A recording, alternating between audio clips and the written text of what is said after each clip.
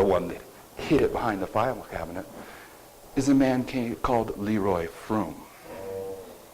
Okay? And Leroy Froome, like we just noted, he doesn't want to acknowledge that this chart says pagan dominion or daily taken away. Nor do we want to acknowledge that Sister White says God was in the publishment of this chart. And it's always been my contention, for me personally, to reject these truths is to reject the spirit of prophecy. Simultaneously. She says too many things, locking her into an endorsement of these, that if you're going to reject them, you have to throw her out at the same time. That's right. All right? Yeah. Okay. Now, brothers and sisters, there's a lot of ways to be opposing these foundational truths. Marvin Moore, editor of the Signs of the Times, takes these truths and places them at the end of the world. All right? Even if he didn't do that, I have a Signs of the Times magazine that was published by Marvin Moore many years ago, about 10 years ago, and on the front picture of the Signs of the Times, now brothers, if you don't know it, the Signs of the Times magazine is the outreach magazine for the Seventh-day Adventist Church. And on the front cover of that particular article, you had a nice picture of Pope John Paul II. And inside it, you had a very nice article praising Pope John Paul II. And after that came out, Marvin Moore was in Washington State, close to the ministry where I was working at that time, and he was talking, and the brethren from the ministry went to talk to him, and they said, why would you put an article in our outreach magazine that praised the Pope? And he says, well, that wasn't praising the Antichrist. He says, that was just breaking down walls so we can reach our Catholic friends. But it was praising the Pope. How could it be anything else but praising the Pope when it was written by Samuel Bacchiocchi? But I have the Signs of the Times magazine that came out 2 months later. And in that, in the letters to the editor, there's a letter from a Catholic lady that goes like this. I want to thank you for the wonderful article on the Holy Father. I'm a Catholic and I like what you said. It was a very wonderful article. So that alone tells me that the wolf's guarding the chickens. But brothers and sisters, Marvin Moore, Fandel, John Pauline, Hartland, Hope, DiCarlo, Pruitt, they need to get back on the platform. If they're going to be true shepherds, if they're going to be true watchmen, they need to get back on the platform. They need to publicly repent for their positions and try to dispel the darkness that they've put into Adventism just before the close of probation. All right? Now, I know that some of you have seen Mark Finley's presentation where and I've only heard one person suggest that he wasn't making an attack on these charts. But brothers and sisters, when you're lifting up the need of winning a soul to Christ and at the same time denigrating the charts and these prophecies and these dates, you're fighting against the closed door message, and you need to awaken.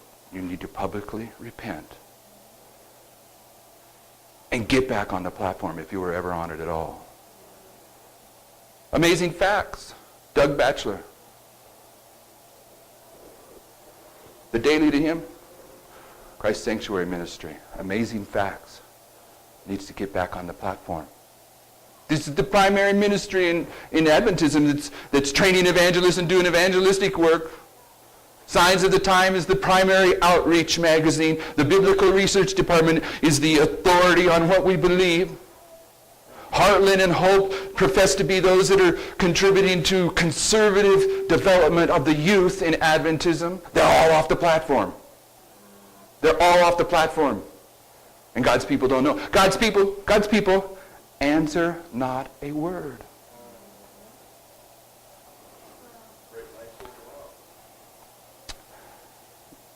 Did everyone receive William Miller's first dream? Now, this is totally speculation. I know I've ran it by here once before. But in his dream, the most difficult part to understand is the dog, all right? And the dog is representing the argument that was going on in the church in that time period over abolition, the freeing the slaves. But it was a controversy that was going on in the culture at large, and it was impacting the church. It was in the building. Millwright history is going to be repeated to the very letter, all right? There's a controversy that's in our culture at large that impacts Adventism. It's the dog. It's conspiracy theories. Now, brothers and sisters, you can't deny that conspiracy theories is impacting our culture. It was just a few weeks ago when they arrested a bunch of guys that were making a plan to murder a cop and then blow everyone up at his funeral in order to incite some kind of rebellion based upon all this conspiracy theory stuff. And we all know that the two ATF guys that died when they burnt David Koresh down happened to be bodyguards for Bill Clinton. And then when the Oklahoma building blew up, the seismograph registered 2 explosions, not 1. We all know these conspiracy theories, right? Across the board. It wasn't Islam that brought down the Twin Towers. It was George Bush and the Jesuits. It's out there in the culture, but it's impacting the church. In the pond that I'm allowed to swim in Adventism, there's a guy that, I tell you what, if I wanted to make some money, I've been given so many copies of his DVDs that are just sitting there. And I tell people, I say, well, no, I never really have listened to him. Well, here, you gotta have the Onslaught. And I said, no, that's all right. I probably have that at home, and before I get out of there, I have another copy of Walter Veit's material. All right? I don't listen to it for a number of reasons. Number one, what is the justification for a Seventh-day Adventist at the end of the world spending their time listening to someone that says he's evangelizing non-Adventists? Why do we have to listen to evangelism for non-Adventists? We're already Adventists. Don't we know that stuff? Okay? And they listen to it, but they listen to the conspiracy theories. And brothers and sisters, Walter Veit has the wrong view on the trumpets. He's off the platform. Walter Veit needs to get back on the platform. So remember that when you're spending those hours in front of your computer or your TV, watching that little dog run around. Because brothers and sisters, those conspiracy theories have no power to sanctify you whatsoever. Have you know, I'm going to tell you something serious. Well, everything I hope is serious, but this you might not understand. When I listen to this brother here, I think, man, I don't want to be involved with this work anymore. He's got a grasp of the Bible that I'll never have. I'm embarrassed to work with him. You know, it's. We're at the end of the world.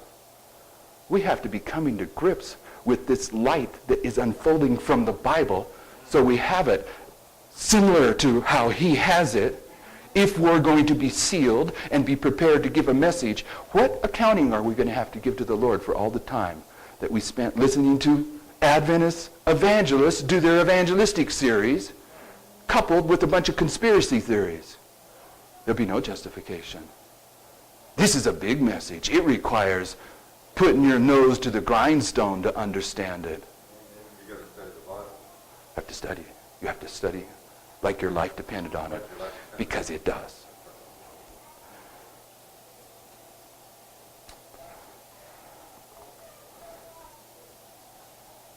Okay. Enough of the names. Why did I do the names? I did the names for a couple of reasons. Those men that are off the platform, whether they understand they're off the platform or not, need to be confronted with where they're standing at this point in Earth's history. They're standing, if they're wondering what's tickling their toes, it's the sand. They're standing on the sand. They're off the platform. And if they don't get on the platform, not only are they about to receive the mark of the beast, they're going to have the blood of all the people in Adventism that are willingly following their influence. And that is part of our DNA in Adventism. William Miller